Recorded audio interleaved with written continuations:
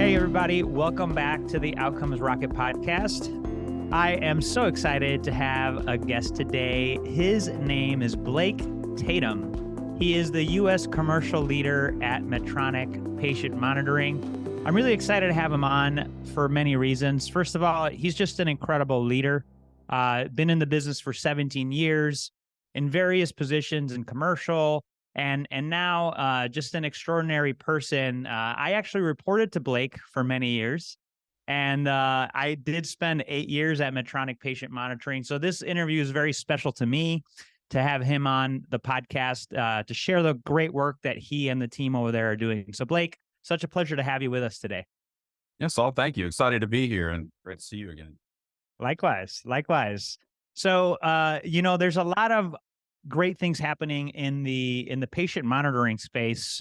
I'm sure you're going to tell us all about the innovations that you guys are up to. But before we get into that, I'd love to hear your story, Blake. For the listeners to get to know you a little bit better. What is it that got you into the business? Yeah, it's funny. It's a simple story, but complex at the same time. So I've actually got more of a business to business and finance background.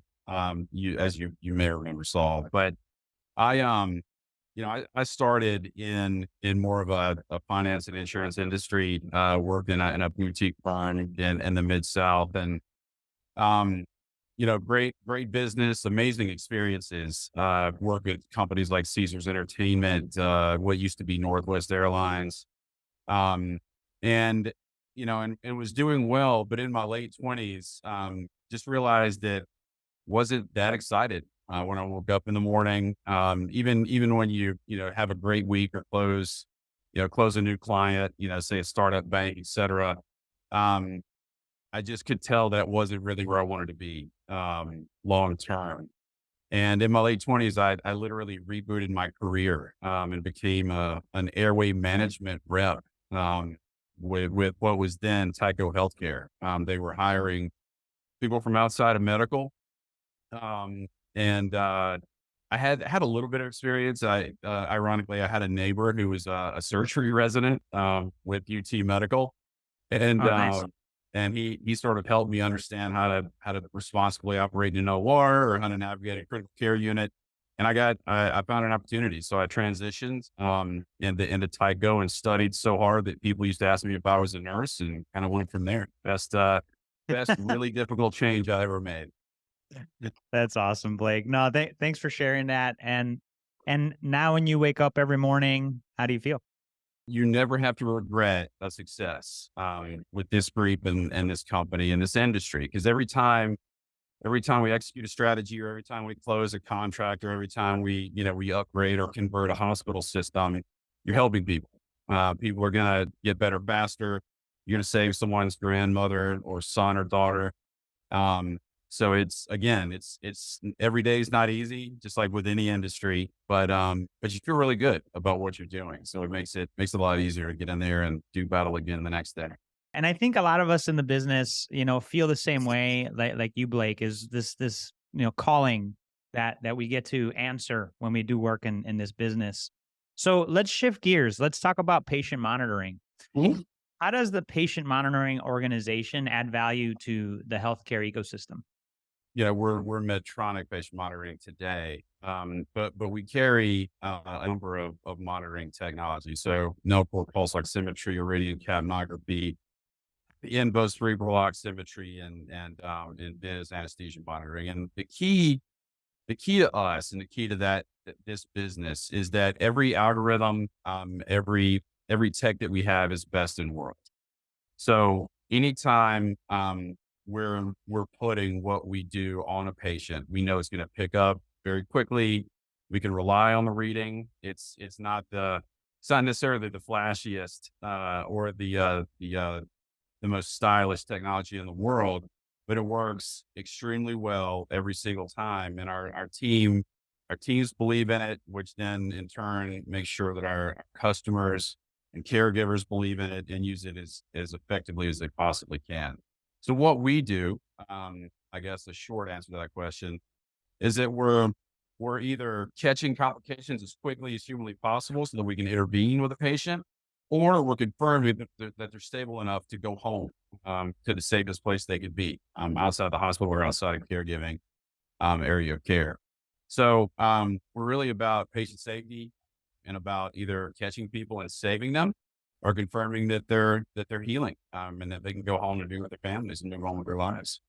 The technologies that Blake is sharing with us, they touch everyone.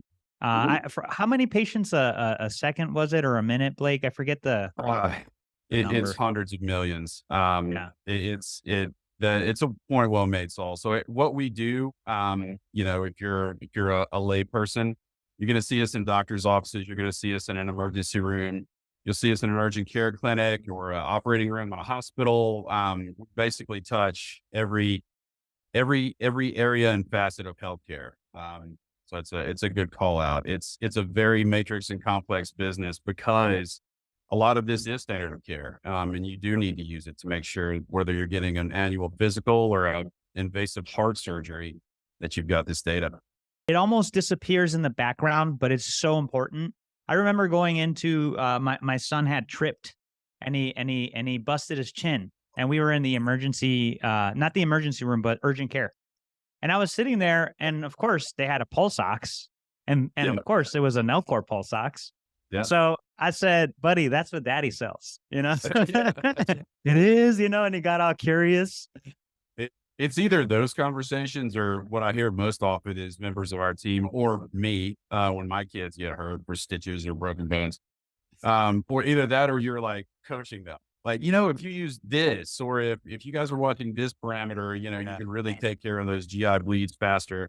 It's so funny. It's either, hey, this is what daddy does, or hey, can I help you guys out? Those are the two conversations that happen every time. Blake, let's center this conversation around what you believe makes what you guys do at Patient Monitoring different, or better than what's out there already.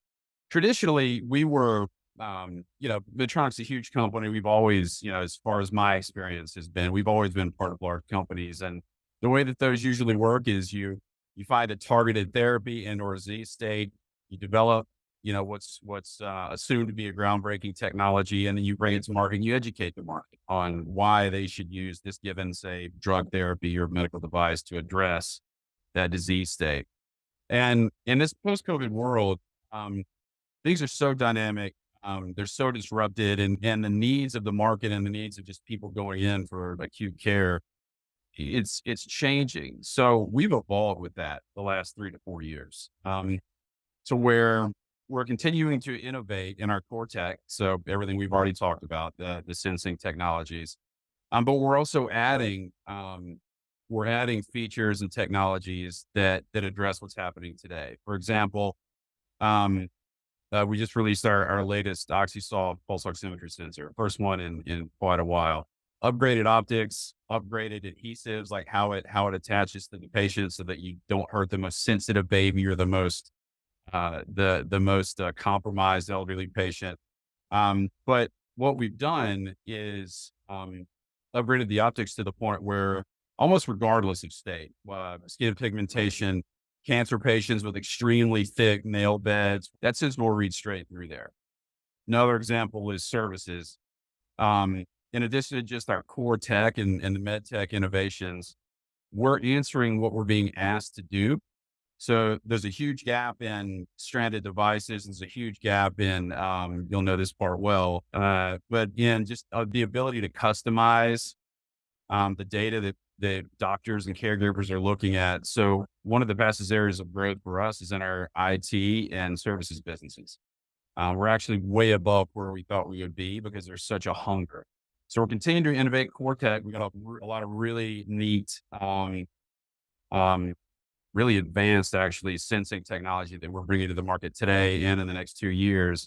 We're also sort of building out more of an IT connectivity and a services business because that's what the market is begging us for.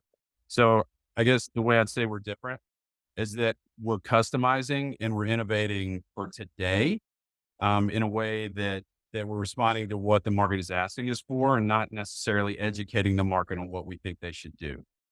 And it's solving a lot of their problems, right? With this interoperability challenge, Yep. helping them connect the unconnected, Yep. and ultimately taking care of patients faster.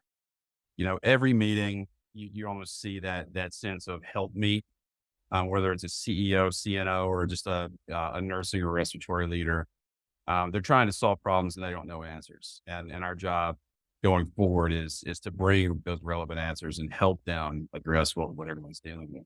Healthcare's shifting fast. We see a lot of really traditional consumer companies like Apple and Yeah. Amazon, and the front door of healthcare is changing. Like what are your thoughts on the use of things like wearables and technologies like that to really deliver that Starbucks and Amazon experience that we now want as patients?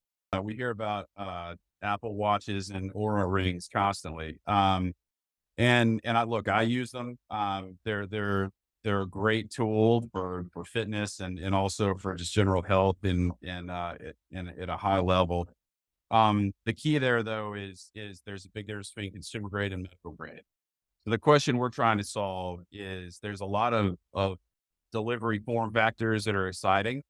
How do we incorporate medical grade technology into those platforms? And we've met with a number of the names you just mentioned, but also we've moved in that space ourselves, where the consumer sensing space. You do hear about people, you know, catching a heart attack early or some type of acute problem they're having. So how do we bring that into really medical grade care? So we partner with a company, BioIntelliSense, where we've got a patch today that'll bring a lot of the respiratory rate, heart rate, the future SpO2, blood pressure, a lot of the things that a physician would want to see to care for a Saul or a Blake as they come in with an issue, in a medical grade format, but also that you can wear around, that you can go home with, that you could, wear 30 days post surgery to make sure that you're progressing the way that you need. So there's not a clean answer to that, Saul. And we're still learning. We've had a lot of early success, but you'll be excited to know we're actually installing our first 3 hospital to home opportunities now. So Exciting. we're getting there. We're trying to blend a lot of the latest, consumer grade tech and a lot of the things that people don't mind wearing, like a ring or a watch or a patch. And how do we integrate medical grade technology so that an alert or a not alert that you're getting off of that patient is reliable, and that you can make clinical decisions and caregiving decisions off of that data. So we're getting there, but it's still early stage. It's going to be exciting few years in that space. That's great. Well, you guys are definitely ahead of the curve, Blake, in the work in this space, the hospital at home work. So for anybody considering that type of solution for your health system, definitely something you should be thinking about. And it's that medical grade technology that you need to be thinking about, those reliable partners like a Blake and a Medtronic. We're going to leave in the show notes ways that you could get in touch with Blake and his team on ways that you could roll out those types of programs. So make sure you check those out. What do you think, Blake, is one trend or technology that's going to change healthcare as we know it? I think remote sensing technology in whatever form and the ability to put that data where caregivers need to see it is the key to the future. So that it's really everything in medicine, if you boil it for far enough down, is actually very simple. You need to understand what is happening to this individual in as high fidelity as you possibly can. And can you put it in a format that a physician, a nurse, a clinician can see it and make really good healthcare based decisions off of that data. Everything that you see, that is essentially the goal. Can I get something to either watch or be on that patient to pull off enough vital signs to determine, are they healthy and or improving? Are they degrading and unhealthy? And do I need to intervene? That's essentially the name of every game, outside of just a straight invasive surgery, right? Or respiratory intervention.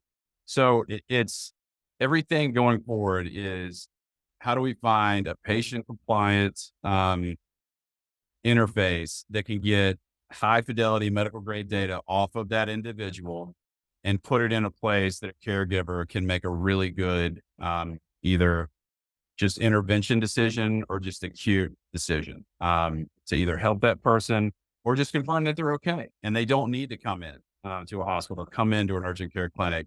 And it's just something you can do with, say, a pharmaceutical option. So it's that will be the future. I think that Amazon's, the Apples, the Auras, what we're doing, it's on point. We just got to get it to a place where it's easy to use. People don't have to think about it, and that we're getting those vitals off of that patient and putting them in a place that we can make really good decisions. You combine that with some decision-making support in the AI space, which is getting really exciting. We actually have a meeting later today on some of that, but you combine that with the ability to make decisions quicker, either to intervene or not to intervene. And we could really make a difference, I think, in how people care for themselves, but also just the cost of healthcare in the global space, I think. You guys have, for the history of the company, delivered reliability. Now you're doing it in a way that it's got a different form factor. It's more innovative, kind of meeting patients and people where they are. And the opportunity is huge because at the end of the day, we just want reliable technology. It's got to be something that Mr. Johnson's not going to rip off his face, Exactly. off his arm. So that, people have the ability to use it, and it has to give you something very reliable so you can make the best possible decisions as quickly as possible. That's really it. And that's where we're looking to go. And honestly, we're sort of already there in a lot of ways. But there's a long way to go to make it automatic, because if it's easy, people don't have to think about it, and we can help them make that decision really well right away. I think that could be what some of our industry partners call game over. Well, listen, I really appreciate you jumping on the podcast today, sharing a little bit about the journey and the things that you guys are doing there. What closing thought would you leave the listeners with today as we part ways? And then where could they go reach out to you to learn more about the things that you guys are doing? We're actually in the middle of a transition. So a lot of the exciting things we're doing is we're actually spinning out of Medtronic today. So the next time we talk, or if we bring in some of the other executive leadership team with our company, it'll be the same faces, but under a new name. So we're actually spinning out to become our own entity and see if we can't push the pedal down on a lot of this innovation. There's a lot of cool things I haven't talked about. You should probably talk with our R&D leader, who would probably blow your listeners' minds. But we're spinning out in the next year and really looking to stand up a new organization. So for today, I guess I would say you can find me and us on LinkedIn. But in the very near future, we'll have a different answer to that question, and we'll have a lot more probably innovation and just caregiving changes to talk about. So for today, I'll say LinkedIn. Hopefully in the next few months, we'll get to have a different conversation. It'll be exciting. Blake, that's really exciting. Firstly, I want to say congratulations on that move. It's a very exciting move. It's a very promising move, and we'll be watching you guys as you turn the corner to see what the name is going to be and where you guys will end up. But certainly want to thank you for spending time with us, and we'll catch you soon. Absolutely, Saul. It's been a pleasure. Good seeing you again. Likewise.